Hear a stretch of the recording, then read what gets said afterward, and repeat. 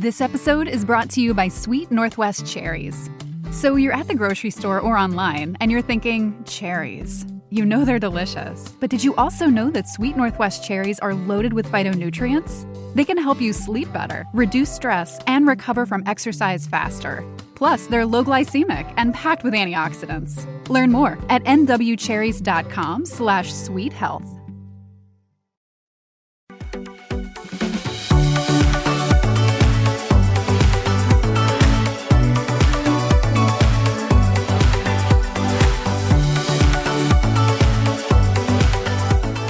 Welcome back to Working Girls. I'm Trinity the Tuck. And I'm Ginger the Glamour Toad Minch. Welcome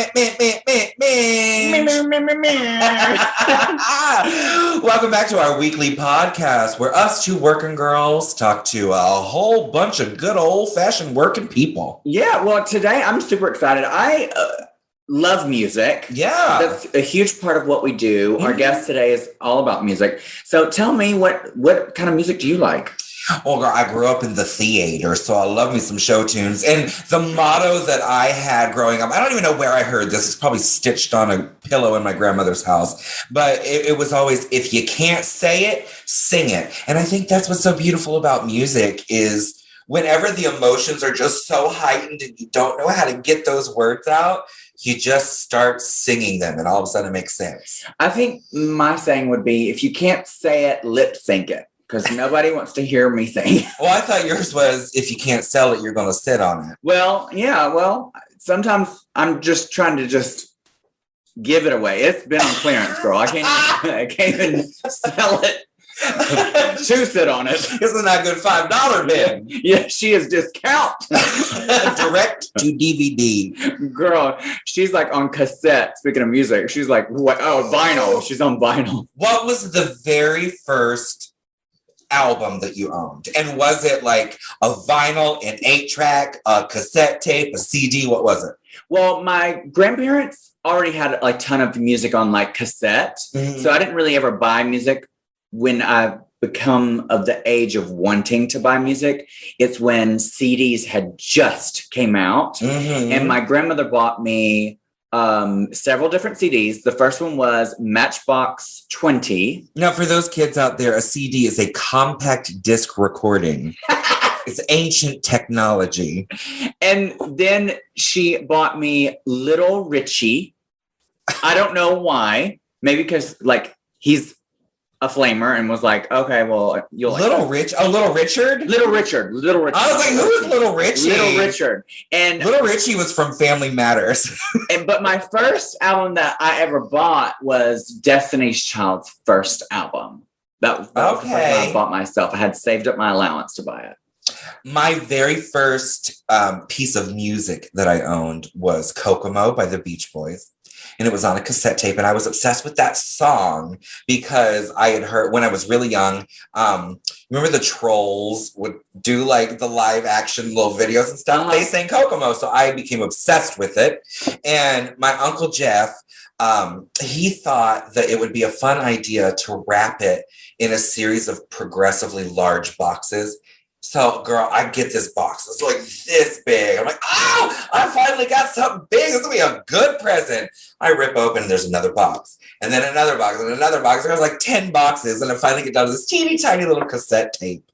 And I played that thing until it wouldn't play anymore. I remember cassette tapes. I used to record music from like the radio. Yeah, me too. I used to record episodes of Saved by the Bell onto cassette tape because we did a lot of like road trips for my parents' work when I was younger. So I would just pop on my Walkman and I would pop the tape and I would just listen to these episodes over and over and over again. I think that's probably why I'm still obsessed with Saved by the Bell. It really kept me company on a lot of those terrible family trips. But the very first piece of music that I bought was the Tina Turner Best Of compilation compact disc recording from McDonald's. What? They sold discs at yes, McDonald's? This was some big promotion they were doing. It was like 94, 95. I don't remember. But there was like a Garth Brooks one, an NSYNC. No, not NSYNC. They weren't really big then. But not Backstreet Boys. New Kids on the Block. New Kids. Yes, them. So it was all these compilation CDs, and I fell in love with Tina Turner from What's Love Got to Do with It from the movie. Yeah. So I went and I bought that. It was $5 with your value meal. Girl, okay, so this isn't really music, but it has to do with a cassette tape. My sister used to make me play with her with Barbies. And I liked playing with Barbies, just not with her because she was really mean. She was 6 years older than me, and she was just hateful. My sister's 10 years older than me. And she used to record our playtime with Barbies, and I remember playing back one of the cassettes, and she was just yelling at me. And I was like sitting there crying because I didn't want to play. I didn't want to play with Ken. I wanted to play with Barbie. You wanted to be Barbie. Yeah. And so, I had that cassette tape for a while. And then I recorded over it with music. That was good blackmail too. Like you should have kept it. I should have. Yeah, that would have been great. And then, of course, like I always sang. I sang through theater. I sang in the church choir. I started singing my own songs when I got older. So music's always been a very passionate part of my life. Yeah, I mean, I love to make noises with my throat, but just it's never translated to music. I mean, I have an album, but she is very auto-tuned. You could be a Tibetan monk. Yeah. Well, our guests today are actually very talented vocalists. This is a very talented band, and I cannot wait to hear the dish. Our first guest today is a really amazing band. I've listened to their music all day yesterday, and it's super fun, and I can dance to it. Late guest at the party. Hi. Hey, hi. You look so excited. Always. So we have Beth and Renzo from the band. We're missing one of you. Who are we missing? Gabriele. Gabriella. Yeah. Unfortunately, couldn't make it. Our today. bass player. Yeah. He was getting trade. Yeah. Yeah. Like, of course. Yep. Okay. I don't think he knows what that means, but That's totally fine. Renzo, are you not part of the LGBT community? No, but I'm really supportive. yeah. Okay. So you're the A in the LGBTQIA+. I mean, he supports me, so That's good. That's good. So Beth, you are part of the LGBT community. Yeah. Tell us more about y'all. What in what way? Well, I know that you guys, the band started back in 2002, correct? Correct. But Yeah. Beth, you didn't start with the band till 2016? Yeah, just about. Yeah. How did that happen? How did you become like a band together? Do you want to talk about Italy time first? We want to talk prehistoric. Yeah, tell us. Ooh, we want the backstory, the dish, Yeah. the tea, the Well, goss. the band started in Italy. Yes, we were all from Italy, and then we toured a lot in Europe. And with time, we had some interest in the U.S., specifically New York. And our producer was from here, so then we decided to move. To make it really brief, we decided all to move here, and some of us didn't make it. Me and Gabriele, we are still from the original band, but then we met Beth, and she's now our vocalist. Yeah. This is the really condensated history. Yeah. We like I love that. Now, so you're from Italy, which is, I did recognize an accent. I thought you were Southern, but apparently you're from Italy. Maybe So- Southern Italy. I don't know. Bro. I go to Olive Garden, I get the tour of Italy, so I feel like I've been from one point to the next. I love Italian things. Fashion, leather, food, men. I love Italian sausage. Yeah. This episode is brought to you by HP Instant Ink. No one is reading your mind, but HP Instant Ink knows when your printer is running low and sends you new cartridges, so you never have to think about ink. Save up to 50%. You'll pay less than $5 a month for ink and never run out again. Find out if your printer is eligible and enroll today at hpinstantink.com. Conditions apply. For details, visit hp.com/instantink Spotify. Support for this podcast comes from Invent Together. According to studies, less than 13% of all inventors who hold a U.S. patent are women. Black and Hispanic college graduates patent at half the rate of their white counterparts. But we can fix that by increasing participation in innovation and patenting by underrepresented groups. It would quadruple the number of American inventors and increase annual GDP by almost $1 trillion. Invent Together is a coalition of organizations, companies, universities, and concerned citizens committed to ensuring that everyone has the opportunity to invent and patent. Because the more diverse the American patent system gets, the stronger and more successful our nation will become. What can you do to help diverse inventors patent and unleash economic opportunity? Find out at inventtogether.org. Learn more and take action today. So you put the band together in Italy, and then you decided to make the big move to come over to America as it was like a big move for the career. Yes. And then you stumbled into this gorgeous Beth over here and decided to bring her into the fold. Actually, what are your pronouns, Beth? I don't want to. Beth or they, whatever is convenient. Beth or they. Okay, great. We should have asked that beforehand. I'm going to call you Beth. I mean, my boyfriend is a trans drag queen, and we're both very much on the same line, and we hang out with gay men all the time. So like her and he and they and whatever. Her, he, they. I'm the same way. Call me anything as long as you're calling me and paying me. I call my dad she. Do all you? The time, which is probably why he doesn't call me back. Like whatever's comfortable in the moment. So how did this become a thing? Beth, were you doing music as a band before you met them? Renzo told the late guest backstory. I was in a punk band in New Jersey for a long time, and it was a lot of fun, but the band, like, they all wanted to go to college basically and start those lives. So. How dare they? What? You have a band. I think I want to go on tour. I want to live out of a van. Who wants to join me? And exactly. Make music, not good decisions. Yeah. Why do you want a career? Why do you want a college degree? What's going on? So I started working with the same producer that they came from Italy for. And then we just met and kept working together. And I did one song with them and they put it out. And then they were like, do you want to sing with us live? We don't have a singer. And I was like, can I just join the band and do everything with you? Do you want to sing with us forever? Yeah. Can I just do it with you? I missed being in a band after leaving my punk band. They said, hey, we've got a van and we're willing to drive you anywhere in the world. There's puppies and candy inside. We played Italy, but I want to go on tour still. That's still like number one goal. Well, your sound is different than punk. So it must have been a big transition from your old band to what you are now. You're like electronic pop, right? Yeah. Like 90s vibe. For sure. I think that was just like a marriaging of Renzo's production and influences and like my big voice. Because even in a punk band, I was still like pop punk. Like pop music is so integral to me. So we kept trying to figure out what sound we wanted, and it landed in like the 90s dance.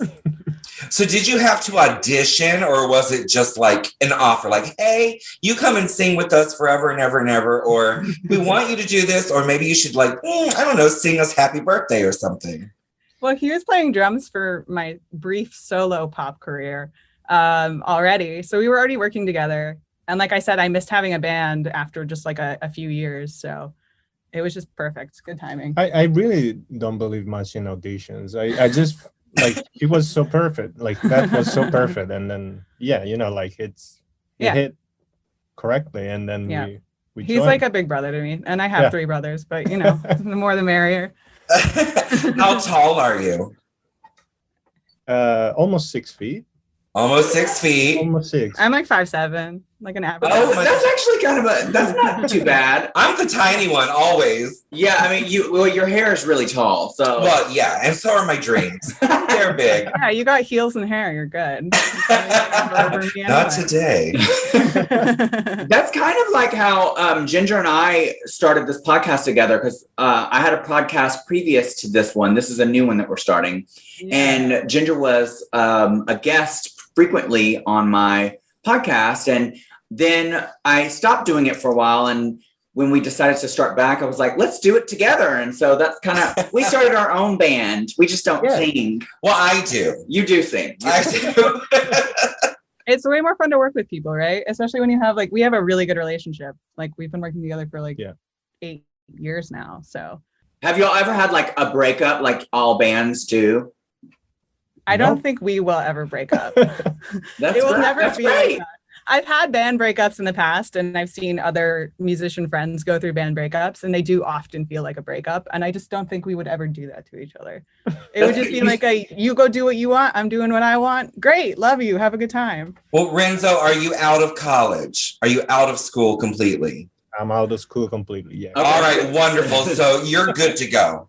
This band is not breaking up. I'm actually in online school now, so I can do it wherever I want it. Okay, so that's good. At least there's that. At least you're being a little bit more responsible, but yet you're not like kicking your dreams completely off to the side. So tell us what influenced your band's music today, like as a whole. Now that Beth is part of the band, what influences the music? Well, it's really like a connection of our two different worlds. I'm really influenced, obviously, by Euro dance and music in general. Italo disco that turned into house music, especially Chicago house music, which I'm a really big fan. So let's say that musically there's a lot of Euro dance, but then on the lyric side and on the final touches, there's a lot of American house, which we both love. I think maybe you can describe it better. But your music is great. I was listening to it all yesterday just to make sure that I got really familiar coming into this interview, and it's so dancey. It's so fun. Like I was like in my bed. I was like, oh yeah, I'm getting it. I'm having my little dance party. Well, that's really kinky and a little bit too much information, but I agree. I had a lot of fun with all my personalities. We were having a blast. It's a great time for you and all your personalities at home, right? Yeah. Well, yeah, we've had to make friends with all of our personalities throughout quarantine, or else we would never have survived. Yeah, I've had plenty of dance parties with my roommate's cat and just listening to our tracks. So, how has that been? Having a band and trying to survive through a pandemic. Like you made an album, you even made music last year. So how was that through? Huh? Always making music. Yeah. So how was that making music through a pandemic? So luckily we're actually in our studio right now. We rent a space outside of our houses and we practice here and we write here, and Renzo lives here basically. We might as well have a couch and a bed for him. But yeah, we were blessed. We already had this space going into the pandemic, and shared it with a few people, and some of those people dropped off, but we still kept the space for ourselves. And it's a blessing. Like it's so easy and comfortable to go into another home, kind of. Now, do you get a discount on the space because it's on fire? correct. Yes. We get the fire discount. We just leave it on fire all the time. Now, I do have to say that, like, for myself, I don't know if Trinity would agree, but I found the pandemic, even though I couldn't go out and travel and do the things that I typically do for my work, it did force me to become a lot more creative with the resources that I have around me. So I recorded 2 albums last year. Like, I just sat down and started writing music and looking around at things that I could use to create something new. A, with no money, because I wasn't making any money. Gosh. Yeah. And B, just to keep myself from going crazy. Yeah. I mean, I had a closet studio that I made for myself growing up, so I understand. A sliding door, and I just kept it closed, and my dad had soundproofing in the basement, and I just made it and ran a cable out from under it. And he was like, great. Yeah, I feel like going through this past year, you have to be creative with what if your job is not something you can necessarily just do from home. Like you have to figure out a way to make it work. And, your job is not that far off from what we do. Like it's a creative, artistic job. So yeah, you have to figure it out. So that's great. Now, Beth, because you're part of the LGBT community and Renzo, you are an ally. How does your music coincide with that? Do you do any activism? Have you performed for any fundraisers or anything like that? I still joke with my friends about they had a show, it was like the Who's Who show. So it'd be like Who's Macy Rodman, Who's Church, which are like Brooklyn artists. And we played on the Who's Church show. And my roommate runs these shows. And I still want to do a Who's Late show and then make it a Planned Parenthood fundraiser. So that would be great. That would be really cool. Yeah. We'll do something. Yeah. I'll be a backup dancer. I would say backup singer, but girl, you don't want to hear me sing. I'll do the backup singing. She'll do the backup dancing. Yeah. We'll both do hair and makeup for all of you. Renzo, you're going to be in wig. Yes. Yeah. I need you. Yes. You have the cheekbones. I think you'd be gorgeous. There you go. Yeah. Shane. Yeah. A little bit here. Just a little bit. Just a pinch. A little bit. Now that things are starting to open back up, are you all planning on touring soon? Yeah, we're looking at where is opening right now. We're brainstorming what artists we would dream of maybe going on with and sending our people out to try and make those things happen. Yeah. So the world's opening up, and we had already had a goal of doing like a 2021 Euro tour and then just had to kind of forget about it. But yeah, if someone's touring Europe and wants us, tell us, we'll be there. I think what I want to know and what everybody listening wants to know is, since you are based in Italy, like this is where the band comes from, do you have aspirations of Eurovision? Oh my gosh, that would be amazing. I think that would be so good. Yeah, I would love to go on Eurovision. I don't think it will happen because we have to go through the Italian reviews first, which are really old-fashioned in terms of music taste. But I would love to.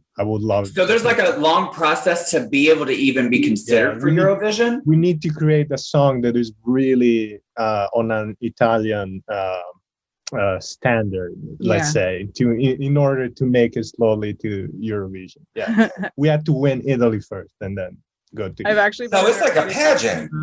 Oh yeah, and I've been in writing sessions for people trying to write Eurovision songs, and it is like, how do we write Bing Bang Bong and make it good? Oh my gosh, that's hilarious. So you made a Drag Race reference. So you're a fan of the show? Yeah, absolutely. My good friend and my partner's roommate made some clothes for Candy Muse this last season. My boyfriend was grommeting pockets for the pocket dress for like days. Oh my god! Oh my god! For which one? For who? The pocket look for Candy. Oh gosh, yeah. The one that got torn apart. Even Candy was like, "Girl, I hate this." I liked it. So much love, yeah. Hello, everybody. It's me, Miss Cracker, a nice lady who also happens to be a drag queen from RuPaul's Drag Race.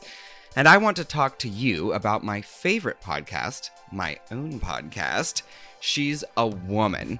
It's basically the #1 podcast for news about dogs and coffee, because I'm a little bit basic, but it's also a source of inspiration for life, no matter who you are and no matter where you are in the world. Amplifying the voices of today's women heroes has been a dream of mine for 2 years, and I'm so excited that that dream is finally coming true every single Monday. So pause the show you're listening to right now and go subscribe to She's a Woman with Miss Cracker on Apple Podcasts, Spotify, or wherever you get your podcasts.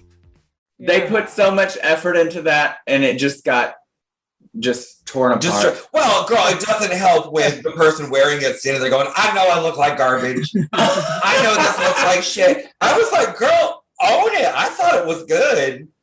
Yeah, Pinwheel was just happy with all the love and support that people were putting out, and like loved Candy's photo. I thought it was brilliant. Like, if you're not comfortable in it, I'm not going to force you to wear it. Like, so happy that she made that choice.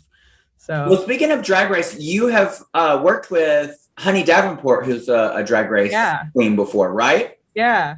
We just did a remix with Honey. It was a lot of fun.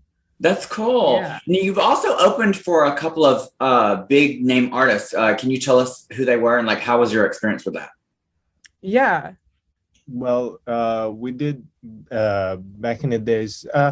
We did Hot Gossip. I don't know if you remember that band. Yeah. Yeah, and it was amazing, and they were really supportive. I got to play their drums actually, and I'm sorry if I kind of trashed them, the drums setup, and they had to play after us, but they were really understanding, and they were totally fine with that. But I think, yeah, that was one of the big names that we got to play to. And then we did in the past a remix for Phantogram with our old producer, the same name that connected us together. But they always been really supportive from an outsider band, let's call it this way, like coming from Italy and like trying to join the scene. It was absolutely amazing working with these two bands, at least. Yeah. Now, is majority of your fan base in Italy, or is it kind of just migrated all over? It's migrating right now. Yeah. Currently. I mean, literally, a lot of their friends from Italy moved to Brooklyn and come to a lot of our shows. Okay, good. No, but also, yeah, we're having more and more listeners growing in here. And it's US. Digital now. Like, I think since I joined the band, most followings have been universal and kind of global. And like when Russia joined Spotify, we were surprised at our streams in Russia. We were like, wait, who's listening to us? Oh gosh, in Russia, that's cool. Yeah. Well, and after this interview, you'll get after this, you'll get at least 2 more listeners. Yeah, maybe 3. Maybe 3. We don't know what our poll is yet. I mean, it'll be, 2 of us. We'll each listen. We'll each listen. My husband will listen. So that's 3. There's the 3. Thank God. Yeah. I mean, 3 loyal listeners. That's a great grab. I'm into it. Yeah. Now, isn't that something interesting, though? Like when Spotify does get picked up here, there, and everywhere, you don't assume that the music that you've put out will even connect or reach an audience that's across the world. And then all of a sudden, you're most popular in like a place like Russia or Australia or some place where it's literally just the opposite end of the earth from you. Like, how did this happen? Who picked us up? We had a big DJ in the Netherlands like put us on his mix once, and we were like, okay, cool, yeah, great. Whenever you want us, Netherlands, let's go. Exactly. To speak to Ginger's point, that's crazy. Do you guys know the band Erasure? They were really big in the 80s. Yeah. So I used to tour with them as a drag queen backup dancer. So like I said, it's not far off. I can do that for y'all too. Hello. And so they were from Europe, but surprisingly, majority of their fan base was in South America. Like they were humongous, huge. When I traveled with them, wasn't that long ago, and they were their hits were in the 80s. They were huge in Colombia and in Chile. When we went to Chile, people were like rocking the van. That's how many people were outside the van. I was like, oh my God, this is crazy. So you really don't know where your fan base is going to land until, I mean, that happens to me every time I eat at a Chili's. You mean every time you eat at a Chili's, that's what your toilet does, it right? No, girl, it's the wait staff rocking me into the van. I like chicken crispers. What can I say? So tell us some embarrassing moments. Y'all been together for a while. Like that's a long time that your band has been together. So there's got to be like at least one good embarrassing moment story. Well, I feel like what he finds embarrassing, I don't think is embarrassing at all. And what I find embarrassing, he's like, whatever, nothing. There's nothing there. Just keep going. A moment that for me was really embarrassing was, I'm sorry, it wasn't with you, but it was with our previous singer, but it's still related to the band. We were playing live and small DIY venue here in New York. Not so many people, but probably 20 people in the audience, so not a big crowd. But the singer did a couple of steps back and completely fell on my drums, and I wasn't even looking, but I found myself drumming on my singer. That was really embarrassing. Is that why they quit? Is that why they quit? That's one way to beat them up. Yes. He hit me with drumsticks. What am I supposed to do? Probably. Is there any not bad? No. Is there any drama? Not with us. Like I said, he's like my brother. So if we ever get mad at each other, we're over it in a second. Like, we're so easy to work together. And it's true. We always say no, there's no drama, but it's real. Yeah. Like there's real. It's great. I always said being in a band is like dating a bunch of people. And so I dated like 3 dudes in my punk band, and it was so exhausting. But this is more like a sibling relationship, and it's great. It's like, you do what you need to do, I'll do what I need to do. We come together, we make cool music. Great. Also, I think we are getting to a different age where we're not, like 20s or something, and we're like, we can deal with our problems. If there's any problem, we can just talk, and that's no drama at all. Yeah. That's good. That's really good. How old are you? 38. 38? Yeah. 29. 29. You're about to go into the 30s. All right, so here, when is your I'm never birthday? turning 30. COVID took me back a year, so I'm still 20. When is your birthday? November 8th. November 8th. Okay, so this is what I tell all of my friends that are going into their 30s. I never thought it would happen to me, but literally, like, you didn't think you were going to go in your 30s? No, well, I didn't think I'd make it there, honestly. No, but literally, like 2 days after I hit 30, things started hurting on my body that I never knew existed. And I was in much better shape then. So I'm just going to say, stock up on as much ibuprofen as you can. And the acetaminophen, and you want to alternate those on days, or it'll give you a stomach ache. But really stock up on those. I got a jump start on that. I had back surgery last year, so. Oh, so you're an old pro. Yeah, I speaking to the whole pain thing. Yeah, like my knees were killing me. Start like in my late 20s, early 30s, but I did expect that. I spent a lot of time. I spent a lot of time there on my knees. And it's the only thing she hasn't had replaced. Yet. That's the next surgery. Right before this interview, we were talking about chiropractors. So we just, I was talking about a chiropractor. Yeah. They're amazing, aren't they? I'm scared. Love them. Love them. Don't scare me. They save me. I mean, you don't have to get an adjustment if you don't want to. They have plenty of other treatments that they can do. No, you know what really freaks me out is the acupuncture. Oh, I love it. Oh, I can't. Oh my gosh. One SNL skit. I don't know. Oh gosh, no, there's just blood everywhere. I was like, okay, I probably amped up, but no, I'm not doing that. I like acupuncture. I've never had that done. Getting adjusted. The first time I ever had my neck adjusted though was really freaky, and I thought they were going to break my neck, but they didn't, and it felt really good. So. Luckily, I don't have a neck, so I've never had to worry about that. So, what are your future goals? What are some upcoming goals that you really want to achieve with your band? Definitely tour. I mean, I've been waiting since I left my punk band to go on tour, so a long time waiting for me. We're working on an album, but we're just always writing, so it's just like we're trying to speed up that process a little bit so we have more songs for a larger release. Continuing to work with people. Renza produces for people and has fun with people. I produce for people. For people. I love including other writers in our process. So we've worked with some really cool vocalists and songwriters. Mostly I take care of the lyrics and melody, and Renza writes the tracks, and maybe I'll like help move things around or like add a sound, but Renza takes a big part of the track writing and then gives me songs to work on. Is it hard for you guys to agree on what kind of music that you're like the direction you want your songs to go in? No, because there's a bunch of songs, a lot of songs, a lot of tracks. Then Beth chooses 2 of them, and then we agree. Those are fine. Yep. The secret is just preparing a lot of tracks, and then she can go and like pick the ones that are good for her and for Beth, and then we take it from there. Yeah. And slowly guiding them. And you just came out with an album called Classic. Mm-hmm. Yeah. Right. Okay. And so if people are looking for your music, where can they find you?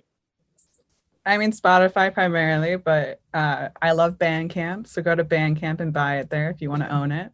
I don't know. I think people should own their music still. Deezer, whatever you use. What are all the Shazam us if you don't know? And you have Instagram or Facebook? Twitter, OnlyFans? What do you have? Christian Mingle. Not OnlyFans yet, but I'm kidding. LGATP, because Late Guest at the Party is too long. So LGATP. And that will get you. You'll find us. Yeah. It'll get you us on Instagram. If you Google it, it will bring you wherever we are. Nice. Well, I'm super excited to see what you pull out soon if you're working on another song. Well, I want to know quickly, like, you just released this album called Classic, and you're working on a brand new album right now. Yeah. What's the difference in that? What's the tone shift? Is it a different message, different sound? Sonically, it's gonna be more rough. We want to try to bring it. Yes, we like rough. And going like to rough. Like to really the source of just one single sound, even if there's just one kick drum and vocals, it's fine. It doesn't need to have a stack of tracks, like trying to make it really to the bare bones of a song and really with a rougher sound, I would say. Yeah. Is there any like major artist that like your dream collaboration would be? Oh man. Well, I mean, I would love to work with Lady Miss Kier. Ooh. So much. Or like Crystal Waters or any of the Crystal Waters. Ladies of 90s dance. Yes. Yeah. I love that. I love 90s dance music. Actually, before I looked up your music and listened to it, I was that's what was on my Spotify now is 90s dance music, late 80s, early 90s dance music. Yep. That's what I listen to when I'm like washing the dishes. I've been listening to yacht rock. Yacht rock? What is that? Yeah, I didn't even know it was a thing. What is that? Girl, it's just all 80s and 90s music. Yacht rock. I got into yacht rock because of the band Yacht. I like looked up the band Yacht and it brought me to yacht rock. And what am I listening to? This isn't yacht, but I like it. So is that why it's called yacht rock? No, there's just a like electro pop band called Yacht that I love as well. And I just ended up there one day. Well, we're going to go follow them and listen too. I don't know why would it be called yacht rock? Maybe because like the people that were listening to it back in the 80s are now own like yachts. Girl, it's just old drunk white people on a boat listening to music. And they're like, yacht rock. The venue in the Hamptons, the surf shack. So many. Interesting. Well, thank you so much for coming on our podcast. And I hope that you both, all three of you, have great success with your band and your new album and the one that you're working on now. It sounds really fun. We'll be listening. Great. Thank you. I have one more quick question before we go, Renzo. Now you've talked about you beat up somebody else's drums. You started drumming on your old lead singer. Are you Animal from the Muppets? I mean, that's really what I want to know.